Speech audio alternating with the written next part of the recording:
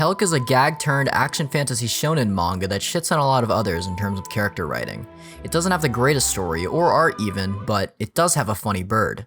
The story is about a person with superhuman strength named Helck. He's really strong because in this world of humans and demons, humans can awaken to become heroes. But there's a twist.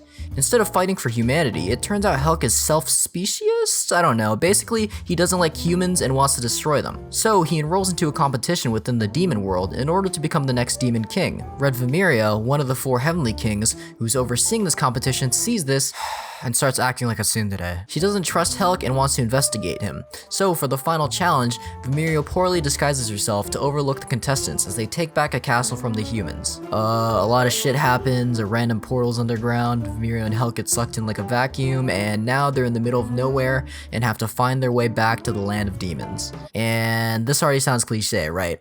Well, that's because it is. On the surface, Helck is a stereotypical sort of story when it comes to fantasy, but what I think it does super fucking well is its characters and execution. Remember Solo Leveling?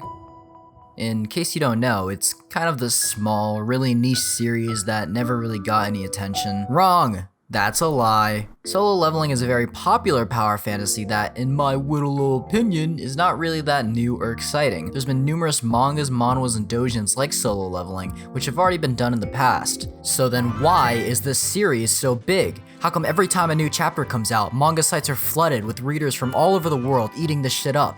Well, it's because of one thing, and that's... oh my god. Really solid execution. Hello? Really solid execution. Really solid execution. Just say it! Say it! Hello. Hello. Really solid execution. Really solid execution. And just like Solo Leveling, the author of Helck is able to execute on these little twists of fantasy while utilizing this small cast of characters in a variety of ways. Again, the story starts off as a gag manga. There's some funny jokes, a cute dog, and most importantly, a hot witch. But 30 chapters later, unsuspecting to the reader, Helck just drops its fucking golden age arc, and now I'm pissing and shitting and crying my pants because of how sad this backstory really is. I'm not gonna get into it because of spoilers, but it's 20 chapters straight that recontextualize the entirety of what we've learned. Get this, it turns out this motherfucker Whiplash. While there's this pretty straight up theme of demons versus humans which eventually gets pushed to the forefront, I think what really solidifies Helck as an awesome read are the characters. At the beginning of the story, Vamiria does not trust Helck at all.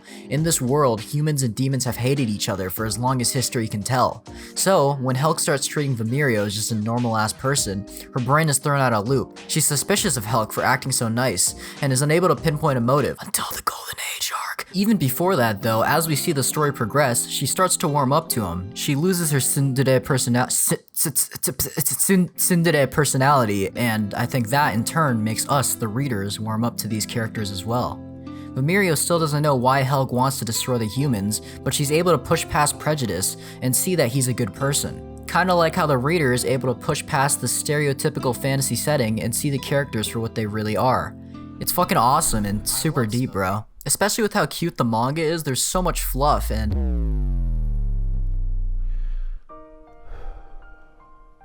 I think I was thrown off by the sheer amount of sadness in this manga, especially with how it started. It is painful, emotional, and heart-wrenching.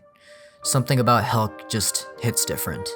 The story sort of just pulls down your pants a third of the way through, and for the rest of the time, every time you try to pull them back up, they're always just dragged down once again.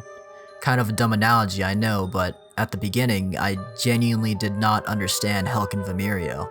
I thought Helck looked way too goofy to become serious, and Vamiria was just a fucking tsundere. But as time went on, I really did fall in love with their dynamic, and Pee-wee is also just a great character.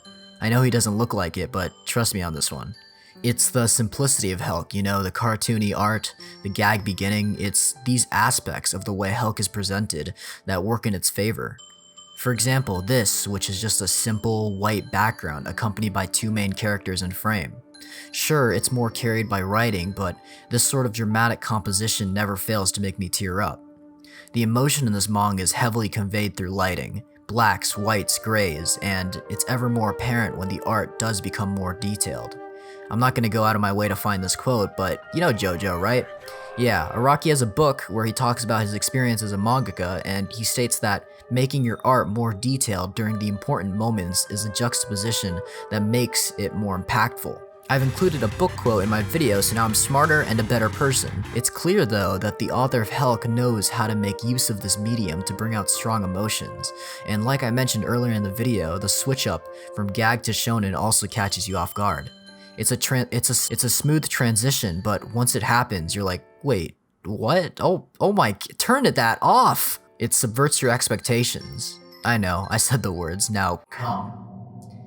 Dream, what is your fun fact about yourself? I put piss.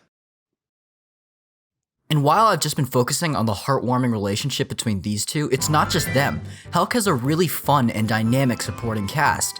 I almost wish that the manga continued past where it ended because there were still so many relationships and characters left to explore. Azudora, Alicia, Asata, wow that's a lot of A names, Rococo, this guy, Train Man. The author basically just cock-teased everyone and now we're left here to imagine the rest. And that's where my problem with Helck I think that's where my problem with Helck lies. It's a subversion of fantasy tropes from beginning to middle. However, during the last third to fourth of the story, it slows down a lot to give exposition, even after the whole Golden Age arc. Rather than focusing on the relationships between the characters, which is arguably the strongest aspect of the series, the author instead utilizes them in the background to push a story between humanity and demonity to the foreground, ultimately falling to repetitive story beats and dragging towards the end. Anyways, Helck is the most underrated manga that I've ever read, and if you haven't already, I urge you to check it out. I think that while the story drifts off and focuses more on the bigger picture, the world and these characters and this relationship between them is still the core of the story and something that a lot of bigger series struggle to get right. Also, remember that dog from the beginning? Well, he gets a sick payoff, so you're not gonna want to miss that. 10 iron, I have 7. What's the boss's name that right here?